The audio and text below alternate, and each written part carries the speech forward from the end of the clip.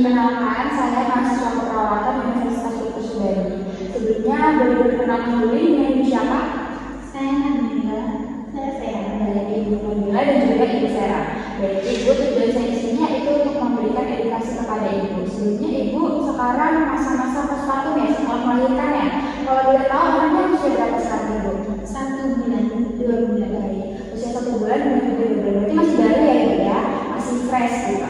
Baik, nah di sini saya akan memberikan edukasi terkait KB atau keluarga berencana, tetapi pada masa postpartum atau setelah kehamilan dan menyusui.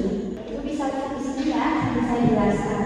Pertama, di sini tujuan edukasi saya yaitu untuk memberikan informasi terkait KB atau keluarga berencana yang aman untuk ibu menyusui sekarang. Kedua, untuk menjelaskan waktu yang tepat memulai KB itu kapan setelah melahirkan. Yang ketiga, mengurangi kekhawatiran ibu bahwa KB itu dapat mengganggu produksi ASI. Dan yang keempat, membantu ibu memilih metode KB yang tepat sesuai dengan kondisi ibu sekarang, yaitu masa setelah kehamilan atau melahirkan. Seperti itu ya. Baik. Di sini KB sendiri itu apa sih? Mungkin yang kita tahu KB itu hanya sekedar keluarga berencana aja, tetapi KB itu merupakan upaya untuk mengatur jarak kehamilan dan juga anak menggunakan metode kontrasepsi yang aman dan efektif. Nah, tujuan KB itu apa? Yang pertama ada mencegah kehamilan terlalu cepat setelah persalinan. Yang kedua, menjaga kesehatan ibu dan juga bayi. Yang ketiga, memberikan waktu yang optimal untuk menyusui. Yang keempat, meningkatkan kesejahteraan keluarga.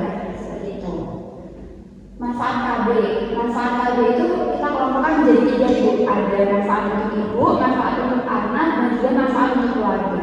Nah, manfaat KB untuk ibu sendiri itu apa? Yang pertama, mencegah kehamilan terlalu dekat, sehingga akan memberi waktu pemulihan setelah persalinan. Yang kedua, akan mengurangi resiko komplikasi seperti anemia, perdarahan, dan kelelahan fisik. Yang ketiga, menjaga kesehatan mental sehingga tidak stres karena kehamilan yang tidak direncanakan. Yang kedua yaitu manfaat untuk anak. Yang pertama ada mendapatkan ASI eksklusif optimal tanpa adanya gangguan. Kedua, tumbuh kembang lebih baik karena mendapatkan perhatian yang optimal dari ibu masing-masing ya. Dan yang ketiga, manfaat untuk keluarga itu apa aja? Yang pertama ada perencanaan jumlah anak yang lebih terkontrol. Yang kedua, kondisi ekonomi lebih stabil. Ketiga, hubungan keluarga lebih harmonis. Dan yang terakhir ada kualitas hidup yang lebih meningkat. Seperti itu. Nah, jadi jenis KB itu ada banyak yang kita ketahui ya ibu ya. Jenis KB itu ada hormonal, non hormonal dan juga alami. Dari hormonal sendiri itu ada apa aja? Ada pil khusus ibu menyusui yang disebut dengan progestin. Yang kedua ada suntik KB dan yang ketiga ada implan. Nah, waktu mulai yang baik untuk KB hormonal ini itu kapan? Biasanya lebih dari 6 minggu setelah postpartum. Pada kondisi tertentu biasanya lebih awal sesuai dengan tenaga kesehatan masing-masing. Lalu yang kedua ada jenis KB hormonal. Berarti di sini tidak mengikutkan hormon ibu masing-masing. Yang pertama ada IUD atau spiral. Berarti itu KB-nya berbentuk spiral seperti itu. Terus yang kedua ada kondom dan yang ketiga ada metode operasi apa yang disebut dengan MOW atau MOP. Nah, biasanya waktu memulai ini seperti IUD itu biasanya dipasang segera setelah melahirkan atau setelah kurang lebih 4-6 minggu postpartum. Dan yang ketiga ada jenis KB alami. Nah, kalau alami ini berarti tidak menyambungkan hormon atau apapun, tetapi seperti contohnya metode emenotraktasi atau MAL. Biasanya cara ini itu efektif pada bayi usia kurang lebih 6 bulan menyusui eksklusif, ibu belum haid seperti itu. Nah, di sini saya menjelaskan satu persatu terlebih dahulu ya dari jenis KB yang tadi sudah saya sebutkan. Yang pertama ada pil KB. Biasanya pil KB ini disarankan untuk ibu-ibu sekarang yang sedang masa menyusui. Nah, cara kerjanya gimana? Yaitu menghambat ovulasi dan meningkatkan learning cycle ibu. Nah, keuntungannya ada aman untuk ASI, mudah digunakan, efektif jika diminum teratur. Tapi ibu harus sering mengingat karena pil KB ini biasanya diminum setiap hari. Lalu untuk kekurangannya harus mengikuti setiap hari, tidak melindungi dari IMS, dan ada efek samping. Efek sampingnya yaitu haid tidak teratur dan mual atau juga sakit kepala. Selanjutnya yang kedua ada suntik KB. Nah, suntik KB ini cara kerjanya bagaimana? Cara kerjanya itu dia melalui hormon progesteron yang disuntikkan sehingga dapat menghambat ovulasi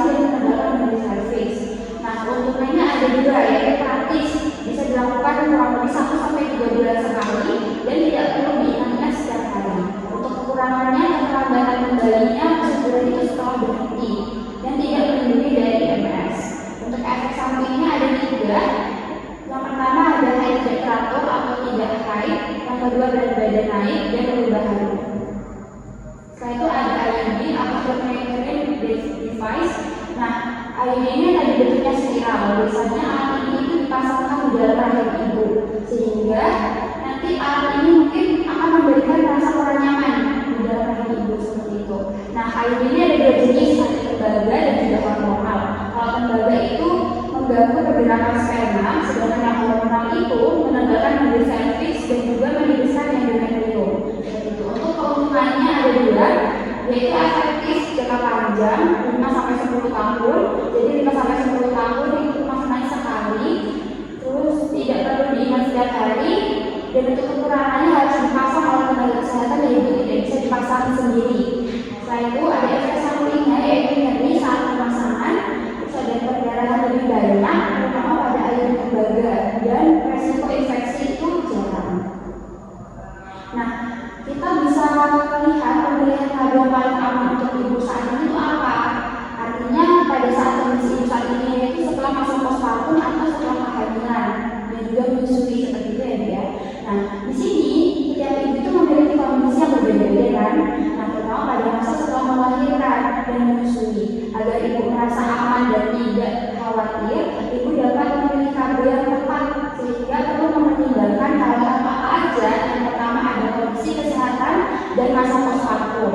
Nah, petugas kesehatan ini biasanya akan menilai kondisi ibu setelah melahirkan, misalnya 2 minggu setelah postpartum. Nah, itu untuk memastikan KB yang dipilih aman atau tidak dan tidak mengganggu proses pemulihan tubuh ibu setelah masa postpartum. Terus yang kedua, melihat kondisi status menyusui ASI ibu masing-masing.